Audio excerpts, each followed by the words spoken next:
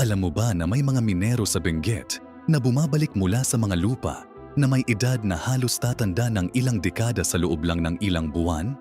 Simula noong 1975, mahigit 30 minero ang pumasok sa mga tuneleng ginawa ng mga Hapon noong World War II. Ang mga tuneleng ito ay ginawa ng mga pinilit na Filipino para itago ang mga ginto ng mga Hapon. Pero ang mga minerong bumabalik ay hindi na pareho. Matanda na sila ng sobra at nagsasalita ng Hapon na parang mga sundalo. Sinasabi nila na pinilit silang maging parte ng isang walang hanggang hukbo na nagbabantay sa mga ginto. Nakikita raw nila ang mga opisyal ni Colonel Yamashita na patuloy na binibilang ang mga kayamanan na lumalaki ng kusang loob.